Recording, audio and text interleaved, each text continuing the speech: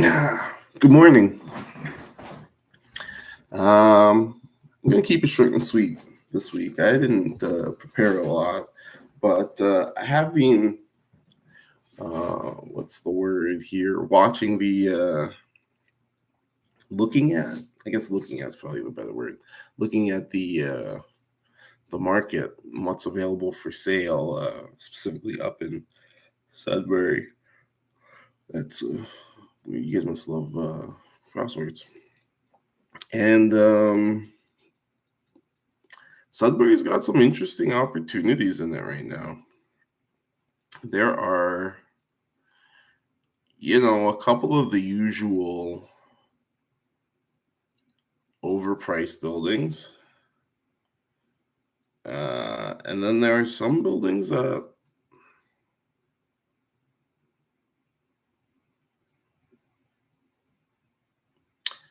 are, well, that's interesting.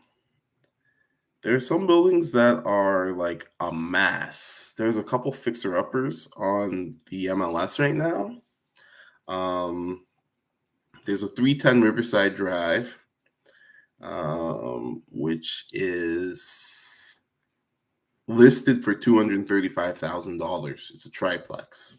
Now, there's water in the basement. You can see pictures of standing water in the basement. So there's obviously a problem. And I'm not sure how much it would cost to resolve. I'm guessing somewhere around the $180,000 mark and probably 6 months of carrying costs, which would work out to be about $190,000 to fix it up. So if you slap $200K on 235, the house would be about 435.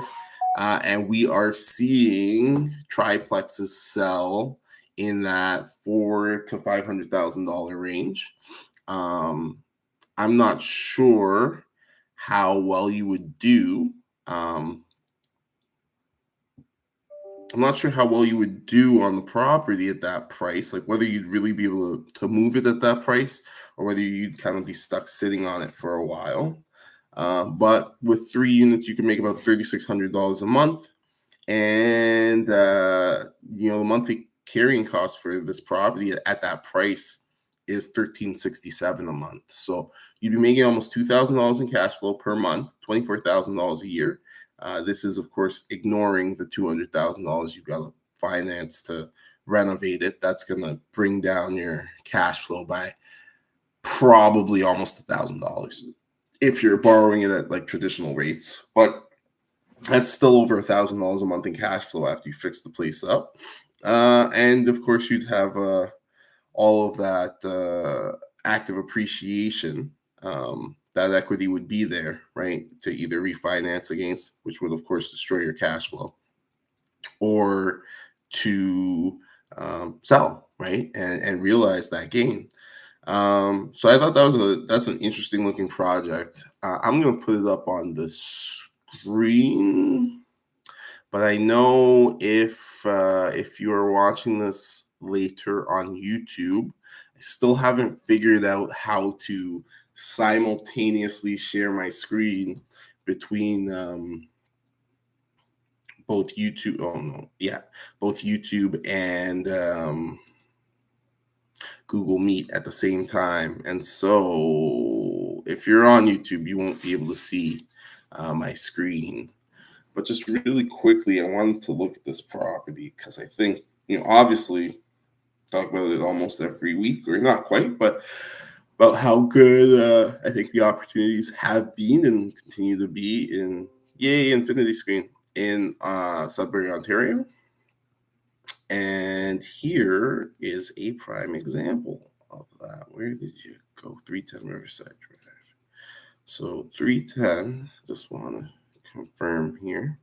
It's got nice curb appeal. It looks good from the outside. I gotta say, maybe the step there needs some pressure washing or whatever, but like it looks like a cute little house from the front. So probably getting people who want to rent it would not be too difficult. Side entrance looks okay. Could probably use a concrete block for a step, but it's not very expensive. You probably get them for free off Kijiji, to be honest. Inside, the lighting, definitely the lighting's a little old school. You might you might want to update that, and that becomes a question because this is an older house, so you might find weird electrical in here. That might be, you never know why people are selling, but that could be the reason why. Just it's just too much of a pain to redo the place. That wouldn't be overly surprising. But if you look inside, like if you look at these pictures, it's got decent bones. Like everything needs to be updated. This bathroom is bad. There are warnings attached to the sinks. So, and the toilet. Okay. So now things are starting to make sense. So probably when I look here now, this is the basement, and you see the water has ingressed in the basement. You can see some of the walls are torn up. So probably this is not water that's come from outside. There's a good picture of the damage. Probably this is not water that's coming from outside. Oh, and you can see the modern electrical, at least here where the walls cut open. So that's good. Of course, this basement may have been done more recently than the rest of the house. But most likely this water came from a plumbing issue, not from outside. First of all, oh, well, no, that's an exterior wall. But if you look at where the water is, it's pooled in the middle of the basement instead of up against the wall. So that would imply, though it doesn't assure us, that the water has come from within the basement rather than the wall where we'd see it, pooling at the source. This picture doesn't have the taps locked out. It's just funny because this has quite nice cabinets. This actually is a nice basement except for the appliances. I'm assuming that's still a basement because there's this wooden aesthetic that goes through. But yeah, there's another. Can we zoom in? No, none of the pictures capture that sign very well. But yeah, look, modern insulation, modern. Okay, so this has actually been done like properly. Probably it's just old and ugly and has a plumbing issue. So what I was going to say is seeing this water here and seeing those notices that have been clearly stuck. Here's another bathroom with another notice. It would be my guess that there is a plumbing issue that is caught. There's a warning. Can't read any of these. Man, you guys suck. Give us proper photos where we can zoom in and read that stuff. Real. One second. Let me see if I can. No, there's no way. But I'm guessing that notice, I'm being completely unable to read it and not about to go visit the property. This would be a great example of something because this is a remote investment, right? Sudbury is obviously a little far away. This would be a great example of a property where if you know a good, what do you want to call them, handyman, contractor, somebody like that. Like we have a contractor that we like to work with in Sudbury. You would, yes, I am presenting them. You would probably want to send them to this property and get their assessment before you make an offer. And then they'll tell you, they'll give you a much clearer understanding of why we're seeing water, where we're seeing it. What the hell is this thing? There's a whole back portion here where it looks like the siding or the bricking or whatever. I guess the house looks like it's clad in brick and siding. So I don't know what would have been on this, but it looks like it's been removed. You can see the I don't know what you call this stuff, the foam insulation board that would be underneath the exterior cladding. So that looks bad. I don't think there's pictures of that part of the house internally. So I don't know what's going on there. And I'm guessing that's your third unit, isn't it? Oh, this house might be more of a mess than I was thinking that it is. But seeing something like water like that, obviously water scares people. Water's a problem. Now, flooding is easy enough to deal with. Like in terms of just getting some dryers in there to dehumidify. There are big dryer units you can rent. I don't know what they cost. They're more expensive to run them than actually rent them. Like $50 to $70 a day for these big old fans that'll blow air into the space and dry it out. Or for a dehumidifier unit. Again, they'll burn through more electricity than they will actual rental fees, but that is an option, obviously, to get the water out, dry the place out, then get like a mold sprayer in to demold the space. That's a pretty straightforward thing to do. Now, the hard thing to do is addressing the initial cause of the problem. Where is this water coming from in the first place, right? Again, if it's a plumbing issue, a competent plumber should be able to trace the leak pretty easily. What will it cost to fix the leak? Very hard question to answer because it's going to depend where it's located. How much demolition needs to be done to access that water line is going to be an important consideration, right? Because the more demolition that we need to do to get access to this water line to actually repair the leak so that we can make this space habitable, obviously the more work we're going to have to do to fix that demolition, right? And if, for example, you have a leak, if you see where my cursor is, right, like where the wall joins to the ceiling, because this is a basement. So if you have a water line that's going up this wall into the ceiling and your leak is somewhere at that joint, which is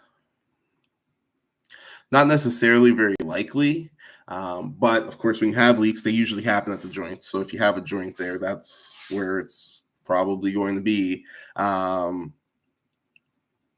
If you have a situation like that, that could cause the most in terms of demolition costs, just because you may lose a wall and some of the ceiling, and depending how much of that gets eaten up trying to do the fix, assuming the leak is only a 1-point leak and not a multi-point leak, then that's going to cost you, a decent amount of money to fix. So it's something you got to keep in mind. But if you look at a property like this and you say, okay, this is quite the project, because realistically it is. There's probably at least maybe 30 to 40K per unit that needs to be spent just to make the place look and function well. And then obviously we've got this water thing to deal with. So 40K per unit brings to like $120,000. Let's budget another 60K to deal with the water and patch that up. So deal with the water and patch up whatever damage is caused by dealing with the water, 60K. You're looking at about $180,000. So in my estimate, you could probably rent this house for around $180,000 to $200,000. That's probably a pretty safe bet. Could water damage be more expensive than that?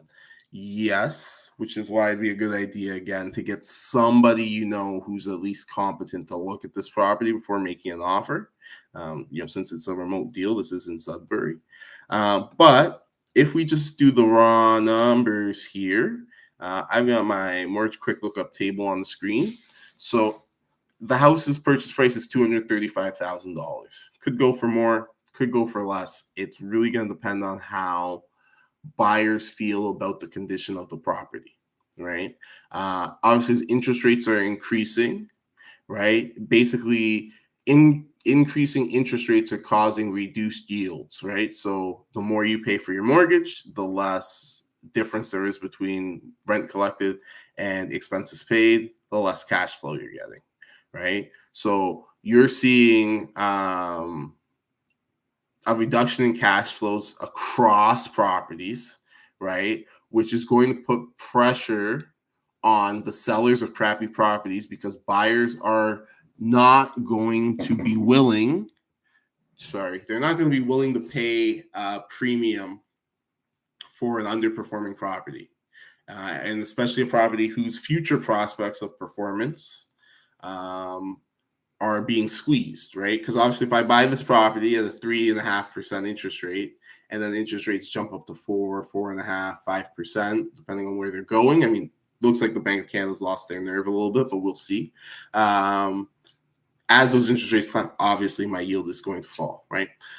But you can see here, I've got it on the screen. So at 3.5% interest rate, our mortgage payment on 235 is, on 188 because we've got to put 47,000 down. Our mortgage payment is $842. So it's very, very affordable to purchase this property, right? Taxes are not actually $4,500; they're $4,100, so they're a little bit cheaper than what I've got up here, but all the same, works out to about $375 a month in taxes, right? $350 in taxes. Insurance, total estimate here, I'm saying $150 a month. Could be quite a bit more if this property has either bad electrical or bad plumbing in it. It is old enough to have either. So that is something you'd have to watch out for. Something like cast iron plumbing would probably triple your insurance. Oh, yeah, it does that. It will probably triple your insurance cost. So that's something you definitely want to be aware of beforehand. And it's something that you would look into anyways, because seeing plumbing-related flooding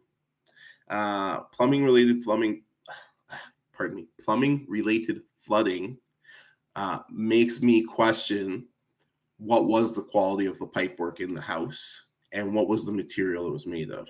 If you're not aware, cast iron plumbing, and the reason why it's so expensive to insure, tends to fail catastrophically.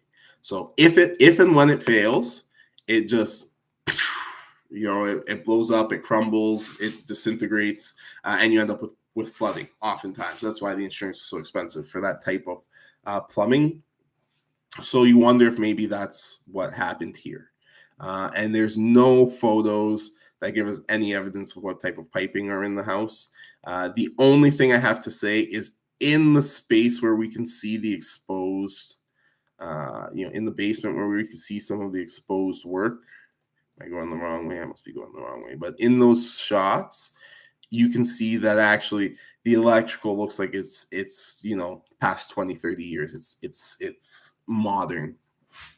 It's not some kind of old school, which makes you hope that maybe the same is true for the plumbing. But you wouldn't know until you got in there to have a professional take a look, right?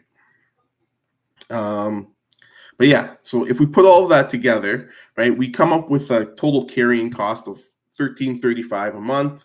I actually went with $1,367 because I had the higher taxes. And obviously, you'd have to carry a property like this. So if you buy this house, you're not renting it out. There is no cash flow month one. There is no cash flow month two. You've got work to do, right? Obviously, this is either a BRRRR or this is a flip. In this market, you could definitely do a flip, although you probably wouldn't. Well, you could do a flip, and you could probably even flip this house, but you'd want to pay a lower price for it, I think. At this price, you would be looking to do a BRRRR. The reason I say that is simply because a flip, you're trying to get in and out really quickly, and that might not happen in this market after you've rehabbed it, and now its price is shot up to $450,000, $500,000, whatever you try to sell it for. Just with interest rates and everything, you might have trouble moving it, right? Flippers can get squeezed in climbing interest rate environments. So probably you do it as a BRRRR. As a BRRRR, you have more options because as soon as you finish your rentals, you start tenanting the place up and start realizing cash flow, right? And of course here, because our monthly payment is $1,335 or $1,367 as I calculated before, if it takes you 6 months to do the renovation, that's going to be about $8,200 of carrying costs. So if we've estimated we've got $180,000 of renovation to do, and then we've got 6 months to do it in, then it's going to cost us $188,000 to renovate a property like this, right? So now we have a very good target for our renovation costs, right? And now you can go back to this listing. So I just want to go back to the first picture. Okay, can't do that. Anyways, you go back to this listing, $239,900, what they want for the property. I can tack on another $190,000. Do I have my calculator? Tack on another $190,000 Why is that so slow? Another $190,000, right? And now I have a, a after renovation price, if you will, right? So we obviously have an ARV, after renovation value. Now we have an ARP, an after renovation price. So it's going to cost us $430,000 essentially to rehab this property when all said and done, right? Assuming my estimate is correct.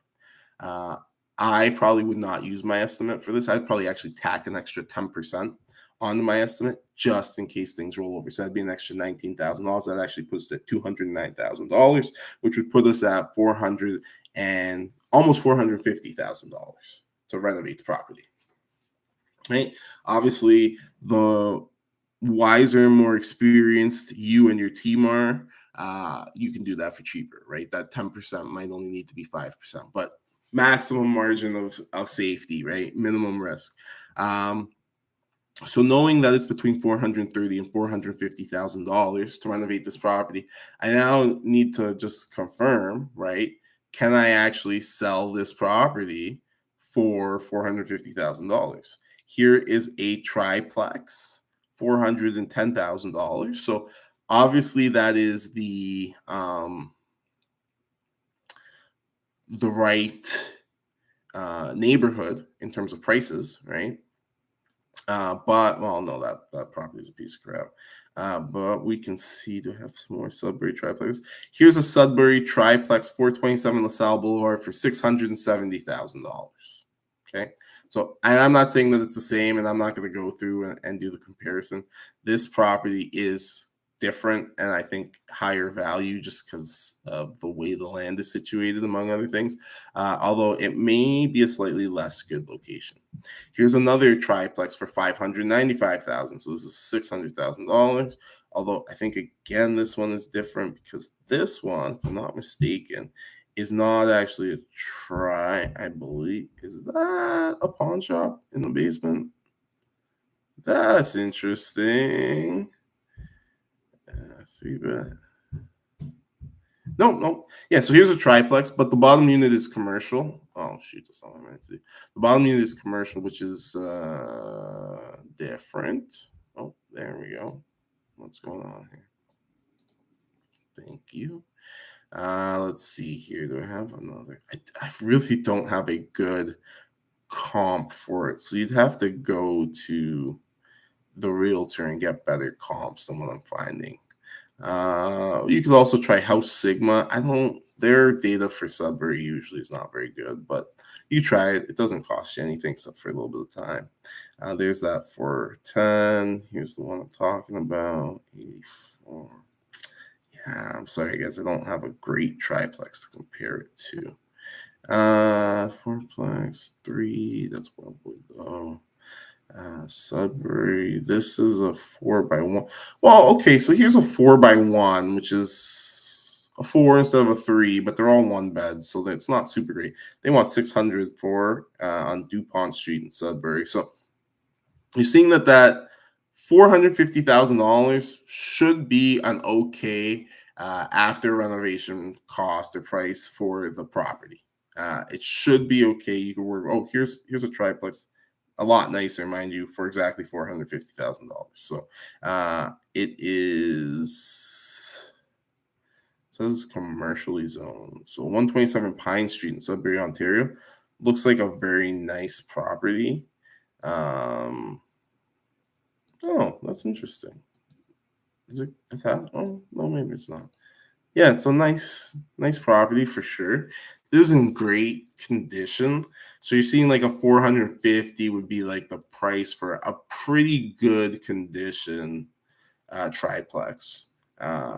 Assuming this sells at price, it might sell over. It's an interesting statue, guys. It's a very interesting.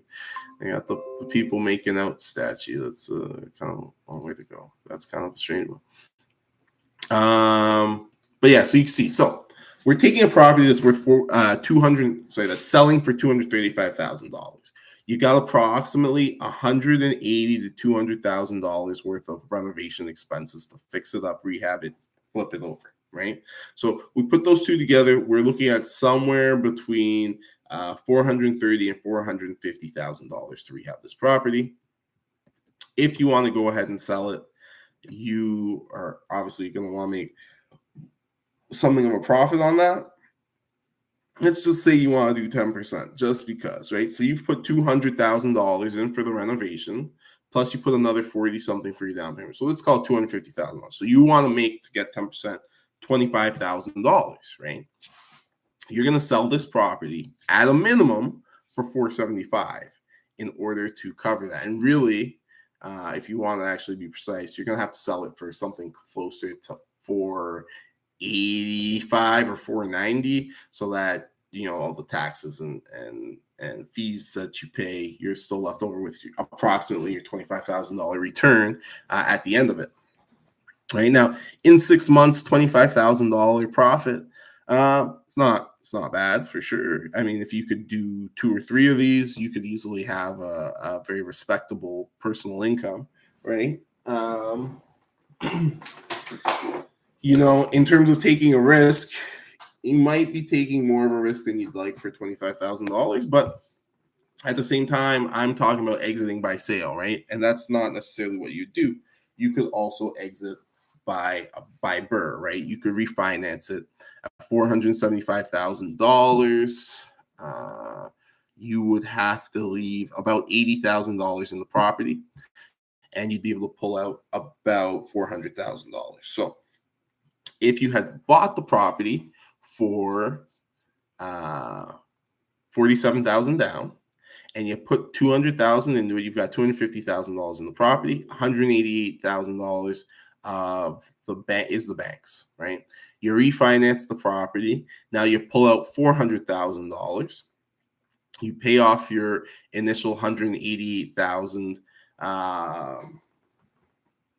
mortgage, right? So now you're left with $210,000 approximately.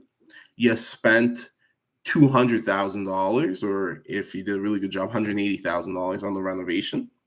Your profit is between $10,000 and $30,000. Plus, you're now collecting rent. You have 3 units, average rent of $1,200 per unit. You're collecting $3,600 a month in this triplex. Okay, the current monthly cost is $1,335. So you're cash flowing $2,300 per month. Okay, so it'd be possible to purchase this property, and in theory, you can make $2,300 a month cash flow. Now, that's not actually realizable because you have to spend that extra $200,000 to renovate the place, and depending on where that money's coming from, it's probably costing you, right? Assuming that we're getting that money at the prevailing rate, right? And the reason I'm assuming that's because I'm hoping that you're going to refinance, and that's where that money is ultimately coming from. So hopefully it's at the prevailing rate, this 3.5% interest rate or so. Then it's going to cost you an additional $850 to $1,000 per month for that extra $200,000 to renovate the place, right? So that brings our monthly payment to $2,033.35. Right, it's $2,335, sorry. Which means you would have approximately $1,300 a month in cash flow, right? So that's like $15,000 a year in cash flow, positive cash flow. Plus, you have the equity there, still that $10,000 to $30,000 in equity there from your active appreciation, and you'd have this property. Your refinance would net you that $10,000 to $30,000, okay, and it would strand $80,000 to $100,000 of equity in as your down payment, right, as your 20%. So in total, you'd take $10,000 to $30,000 out of the property and leave $80,000 to $100,000 in, for a total take of somewhere between $110,000 and $130,000, plus a monthly cash flow of $1,300 a month, for a total of approximately $15,000 per year return, plus obviously that equity that you've realized there, right? Now, a property like this and I'm sorry, this is not the property anymore. A property like 310 Riverside is going to have relatively low competition for it. And the reason being very simple. One, it's not super advisable to take on a project like this remotely, certainly as a first timer. Doable, 100% doable.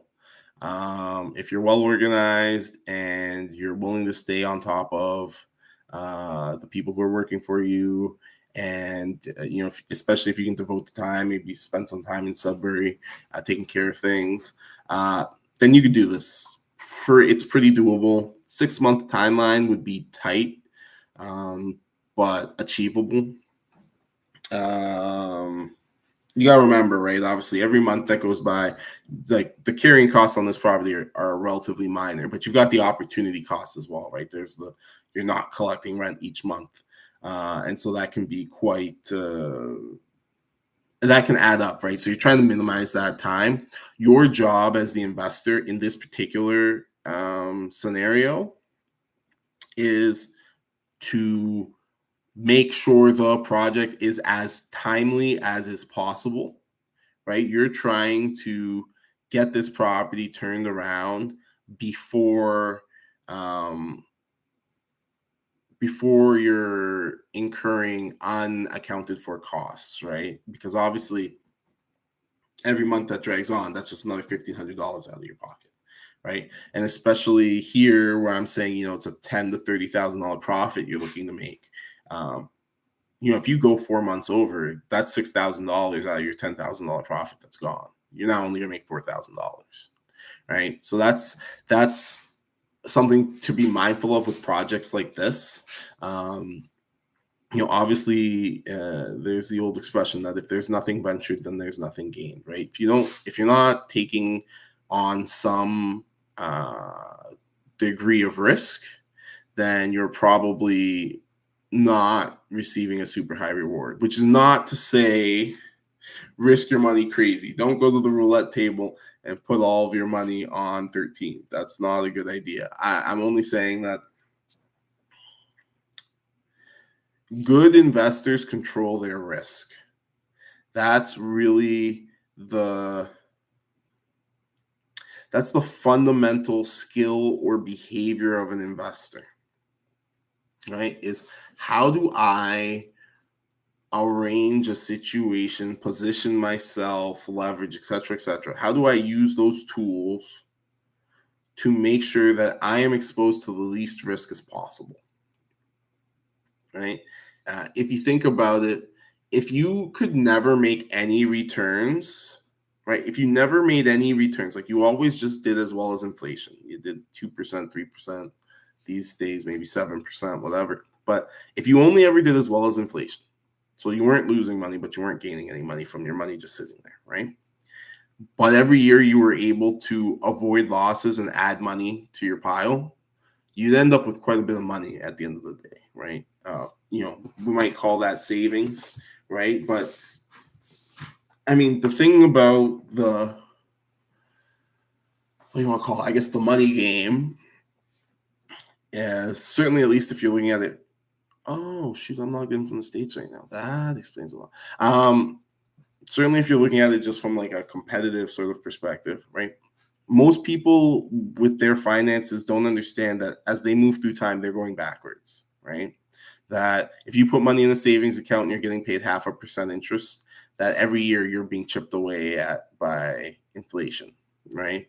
And you could just hold still and not do that, and you'd actually be able to accumulate quite a bit of wealth, right? Much less to be able to get great returns like 10% on your down plus 15K per year on basically 100,000 down, which is almost 15%, right? Like those are fantastic numbers. This probably has potential to be a very, very, very good investment for you. Your goal is to reduce your risk as much as possible, so that you're not exposing yourself to the potential for a loss, right? And the way that you do that with a property like 310 Riverside, wherever it went on my screen here, is You do that by, where did it go? Oh, actually, you do that by here it is right here. You would do that by focusing on beating down the price, right? Try to get that price as low as you could. Like if you could acquire this property for $199, optimistic, right? $40,000 discount. But if you could, because that'd be a 20% discount, wouldn't it? Yeah. That's going to help you a lot, right? That's going to give you an extra $40,000 of breathing room. Really, I think the goal with a property like this is to make an offer that gets accepted.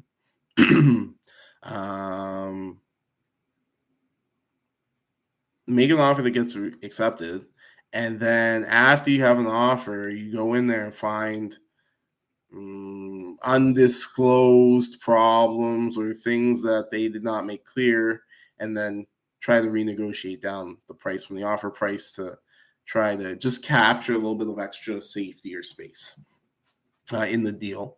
Like I said, at $199,000, I'd probably be looking to maybe try to do this myself, because that's actually at a price where I think there's enough of a spread, right, between what we're paying for it and what we could ultimately sell it for, that it's worth the risk. And even, again, if it takes a year instead of taking 6 months, so I have spent $16,000 or so to carry it for that year. Well, if you get that extra discount, you can afford to do that, right? And if, instead of being $180,000 to $200,000, ends up being $200,000 to $220,000 to fix the property, again, you would have the buffer, the margin there to handle that, right? And obviously, there's a limit to how much you can spend on these places, right? You can only do so much work to them. So at the end of the day, I mean, unless you get in there and there's the water damage and the foundation's no good, and in the process you destroy all the windows, and then there's a fire, unless all that happens, this is going to be a good deal for you, right? Or for whichever investor chooses to take it on, right? And I think that it's important to just kind of look at stuff like this and see what's happening on the market, because I feel like the rhetoric when I'm reading articles, or I don't really watch TV, but maybe listening to the radio or whatever. To be honest, I don't really do a lot of that either. But when I do, I feel like the rhetoric is very much like, oh, interest rates keep climbing, you can't afford anything, there's no good deals, the market's all wonky, crappy, and we need the government to save us. I'm hearing a lot of that. Maybe not so much from people, but the government seems to be saying they need to save us, right? Justin Trudeau is going to spend a bunch of money to build a couple of houses, which is just going to be laughably bad. It's probably a program to give his friends money, if we're being honest, because that seems to be what they do these days. We've got things like that going on, and I think the narrative is very much that in the last 6 months or so, with the very difficult environment, I guess, for investors, homeowners in general. And obviously that is true, right? If you had a mortgage and you were paying, I don't know, 1.99% on a variable, and now you're paying 3.5%. I mean, that extra 1.5% hurts, right? You've almost doubled your mortgage payment, and you're getting squeezed pretty hard, right? Now, if you're actually being squeezed by that, you probably own property that you didn't do a very good job of buying, right? Because you either overpaid for the property, or you bought underperforming property that is either being managed poorly or that didn't ever have the income potential to justify its pricing, right?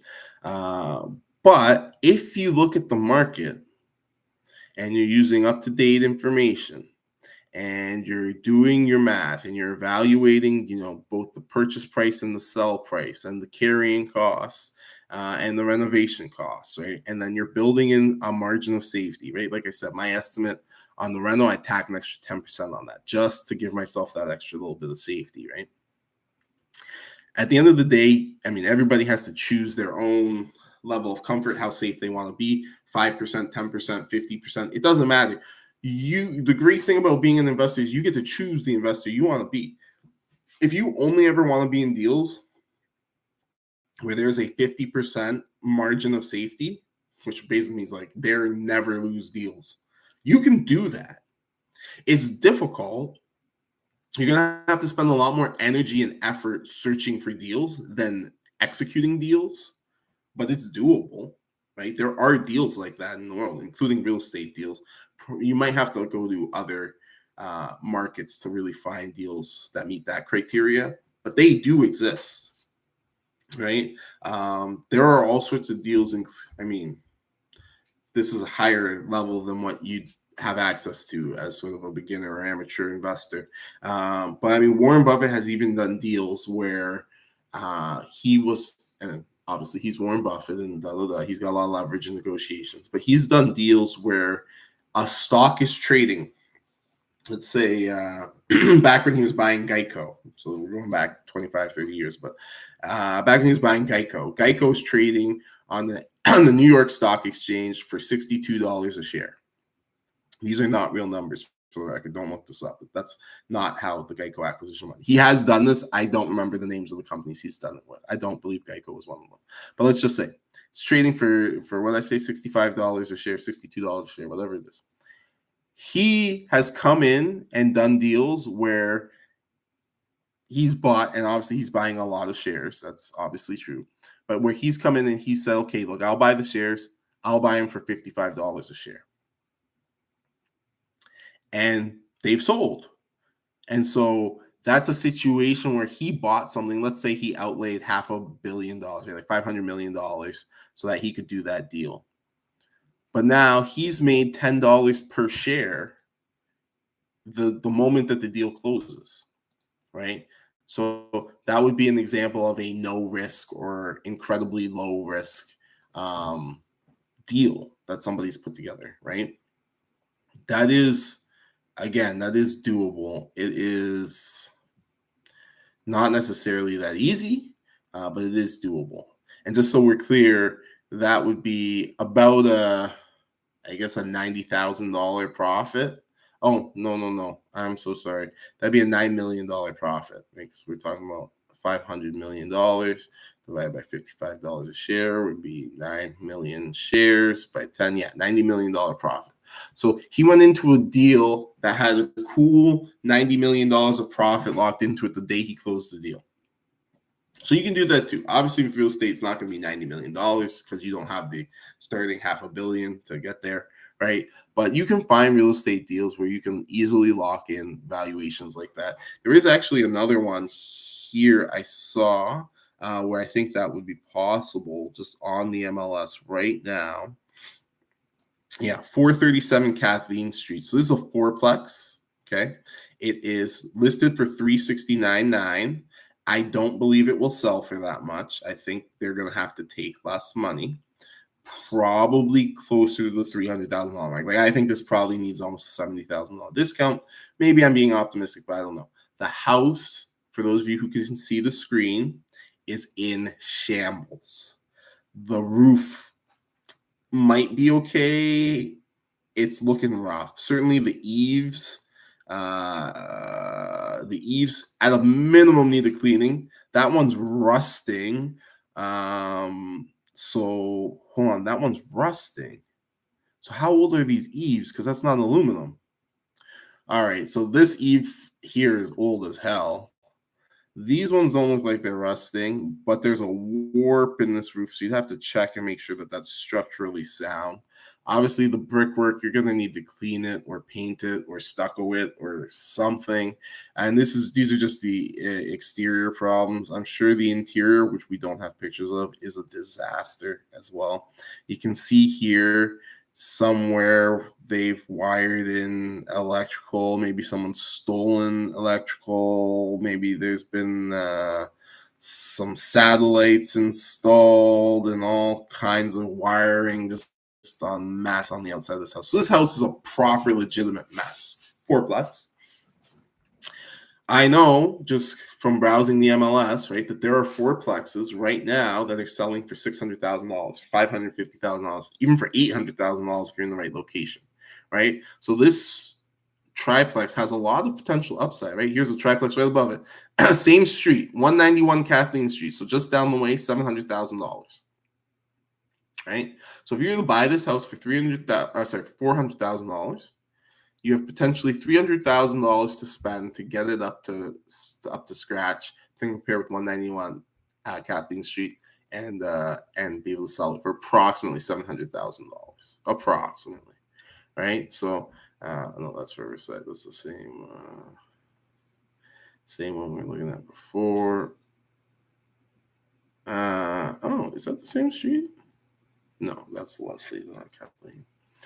So you can see there's the potential upside. Oh, here's another. Here's a triplex on Kathleen Street as well, $600,000. So you can see there's a lot of potential upside for a property like that as well. Now, it's a mess, right? I want to say, and Armando, you probably can't see the pictures because I'd be curious to hear your input if you saw this property. I'm going to give you the number just again, and you could look at it later. 437 Kathleen Street. I'm going to say that this property is in better shape, at least externally, because I haven't seen the pictures of the inside. There are none. I would say this is in better shape externally than the sixplex bought a couple years ago and rehabbed. And it was expensive and time consuming for us to rehab that sixplex. But I mean, there was a lot of upside. So I'm not complaining about that deal. I don't think my partners are either. This property is probably less worth than that one was. It's hard to say because this property has ridiculously bad curb appeal. Like it just looks like a crusty horror house. And the property that we bought, I mean, it had gashes in the roof. It had big problems, but it actually looked okay from the outside. And like only okay, but it looked okay from the outside. So it's tough to say. But my point is just that there are properties out there like these two that I've shown you today, and there's plenty more, where if you wanted to be a bit more aggressive in your investing and you wanted to see those, the big shiny flashy returns, let's make $100,000, $200,000, $300,000 in a year kind of a thing, right? They exist, right? Here's an example: 437 Kathleen Street. So fourplex that requires a lot of work. And it requires a lot of work on all fronts, right? Because you're gonna want to negotiate a lower price. You're obviously gonna want to do a lot of work to it, right? You're gonna have to carry it, and then you're going to want to ultimately install tenants in it, right? Unless you're treating it as a flip, then that's a whole different thing. Obviously, I think that flipping is an excellent way to make money if you're good at it, but it's very risky, I think. Mostly because you're trying to now sell on to another investor at like maximum valuation, and that might take some time. Also, if you're not going to do the work of tenanting the place, then you're leaving money on the table, right? Because obviously a fully tenanted turnkey property is worth more than a fully renovated okay, no, that's not true. Sorry. A fully renovated tenanted property at market value rents is worth more than an empty property. An empty property is worth more than a tenanted property at non-market value rents. So it's a consideration. It might actually be a value add to have the property be empty when you sell it, because some people want to choose their tenants. But yeah, there is on the market a lot of opportunities, regardless of what is being said about interest rates or the Canadian real estate market, this and that. Whether they're predicting a crash or they're predicting a boom or they're predicting a hike or they're predicting nobody is predicting rates to fall at the moment, but the actual dollars and cents when you look at the numbers, and this is why it is so important. Like in life in general, look at the numbers, practice accurate thinking, because people get so emotional and worked up and everything is and really if you just dig down and look at the numbers, things become very clear, right? And here it's very clear that these properties can be rehabbed profitably. right? They can be rehabbed profitably. You can buy these properties and in 6 months turn around and sell them for more than you paid for them, right? And quite a bit more too, right? And keep in mind, right? Um, Rents are increasing right now. It might not seem like it, but rents are going up, right? As interest rates climb, landlords are going to be demanding higher and higher rents. The rents are climbing. The competition for a lower rent unit is intensifying, and people are getting stuck having to pay slightly higher rents, right? So that's another thing that's working in the favor of any of these deals. If I'm analyzing it at $1,200 of rent today, depending on what happens with interest rates, that could be 13 or 1400 by the time your rental is done, right? Which is going to add a lot to your bottom line. If you have 3 units and it goes from an average of 12 to an average of 14, which is a big jump, admittedly, don't expect something like that to happen necessarily. But if it does, that's an extra $600 a month of revenue, right? That's an extra $70, $200 a year of revenue, potential cash flow, right? So the market forces are working in your favor as an investor owner, right? As long as you're doing the important work of analyzing and understanding the deal, working as hard as you can to acquire it for the best price you can. That is negotiating as hard as you can around the pricing, right? And then obviously the negotiation doesn't stop there, right? Finding good contractors who charge a fair price and can work on time, negotiating around timeline, around pricing, making sure that that's all very tight, and then staying on top of them and actually managing the project, making sure that it happens. It is possible, obviously, to do very well. And obviously, on a property like for 437 Kathleen, I'm just going to punch it in my mortgage calculator here real quick, right? And what was that? So my computer, I don't know why it's chugging. 369,000 instead, but we still put 20K down. So we end up with a $74,000 down payment. And assuming the taxes and insurance are the same as the other property, which they may not be. Admittedly, taxes could be a little bit higher, insurance too. It's hard to say. You're looking at a monthly carrying cost of around $1,800 to $2,000, right? So you can see how you carry that for 6 months. That would be $12,000 out of your pocket. You spend another $200,000 on renovations, maybe more. It's hard to say. They're 1-bedroom units, so they're probably a little bit cheaper, maybe $30,000 to get them up to market, right? And then you're gonna have a bunch of exterior work. So 30,000 times 4 is $120,000 approximately, which leaves us 80,000 to do the outside, and miscellaneous stuff might not be enough money. You might need 250. But let's just say you need 200,000. So 200 on top of my 369 gives me 569, right? Are there fourplexes selling for 569? Well, we already went over this, right? There are fourplexes selling, in fact, for $600,000 and $700,000, right? So it would be possible to do this property and potentially sell it or refinance it, potentially making as much as $100,000 in equity on the property, assuming you could do the rehab for those prices, sell it for about $700,000, or refinance it at about $700,000. You'd realize about $100,000 gain there, right? So it's very, very, very possible to do a project like this year while the market is melting down and Putin is destroying the world and whatever's happening. You could be doing a deal like this, and certainly, I mean, if you wanted to, you could quit your job and do a deal like this, right? Like if you really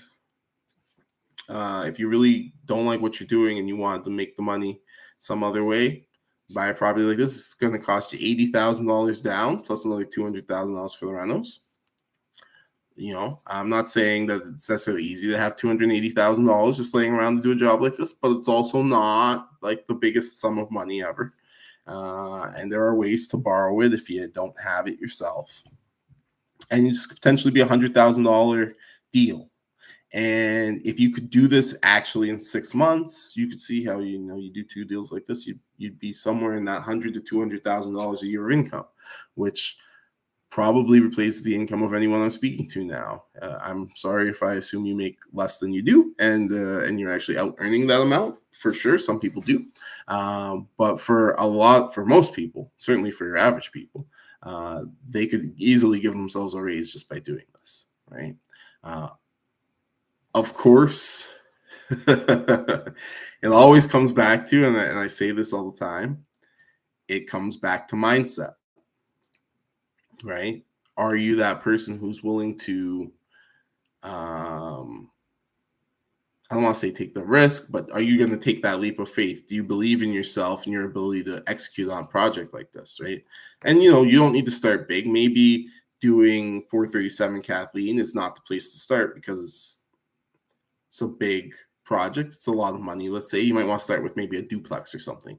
And obviously 310 Riverside is a much smaller scale project, much smaller outlay of capital to make it happen, smaller return too. But you can start there and really develop your skills and your sense.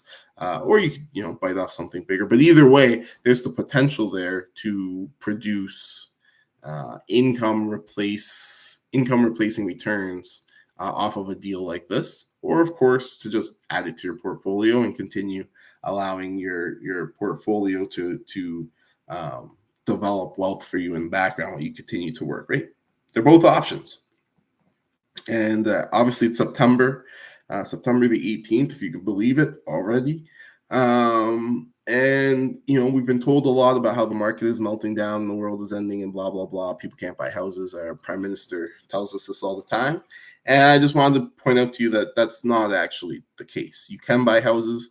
You can buy houses profitably. You can buy houses even that will profit you on an active basis, not just a passive rental basis, and they exist. And obviously, I like to focus on Sudbury when I do these seminars because it's the market I'm probably most familiar with.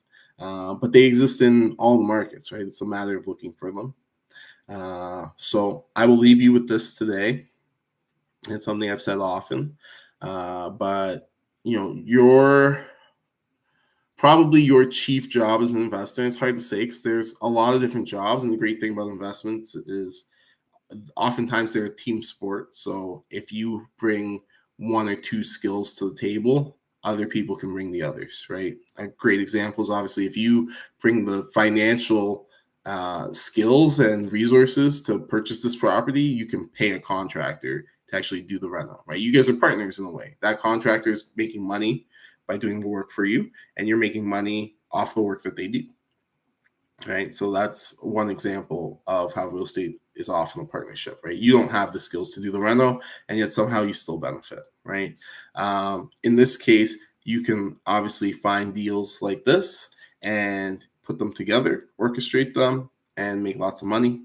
But your primary focus, or one of them anyway, should be understanding the market, right? Analysis. Are you looking at deals on a daily, weekly, monthly basis? How often is it? How consistent are you? Because you'll start to see patterns, right? But only after you've looked at enough properties, right?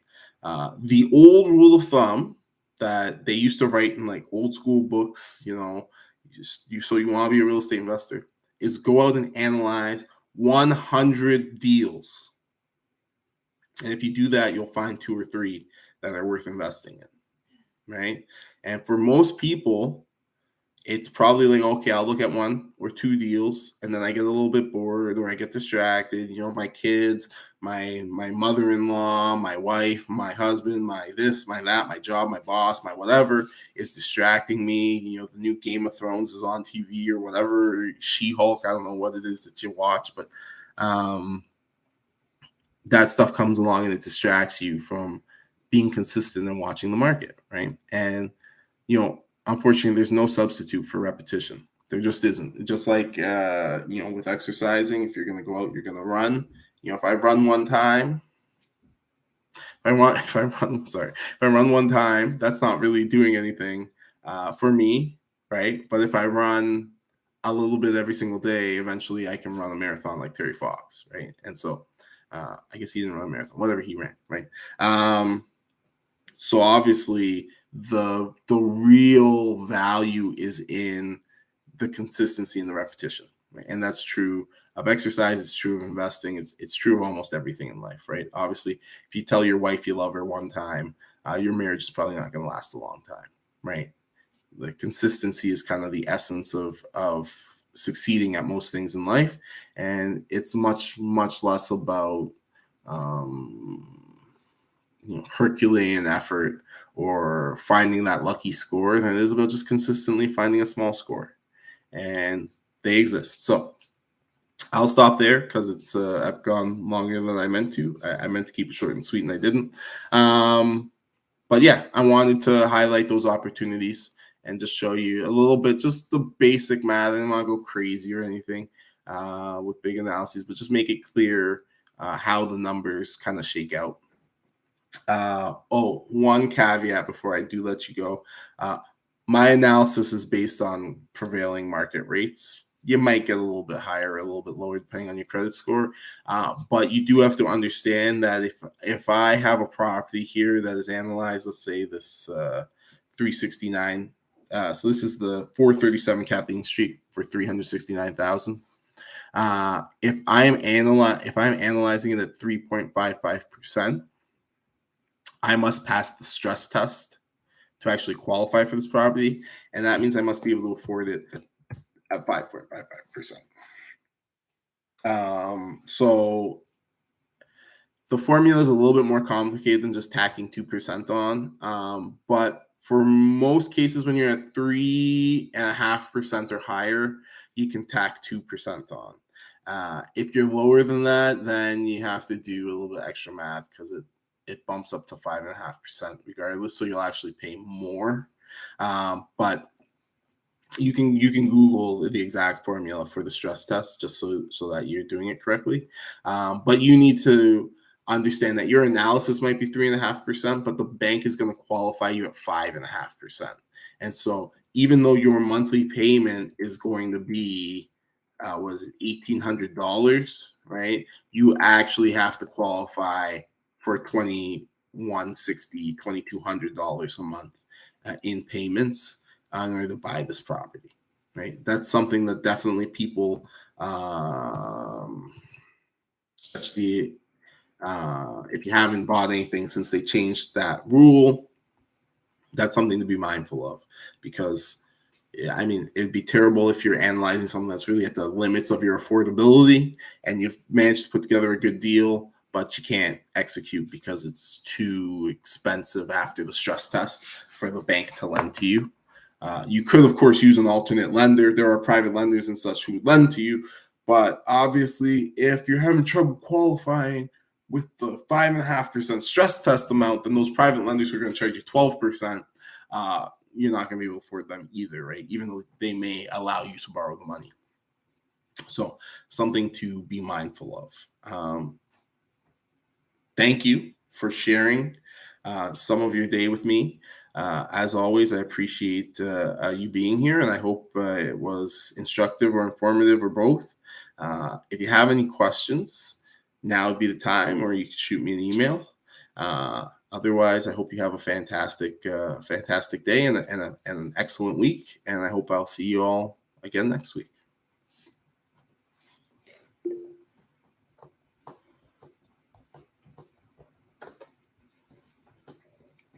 You are welcome, Sean. Merci, Aaron. De rien, Elias. Just had a quick question for you, just out of curiosity. I asked Mono the same question during the week, this week when we went for the run. Mm-hmm. Just wanted to get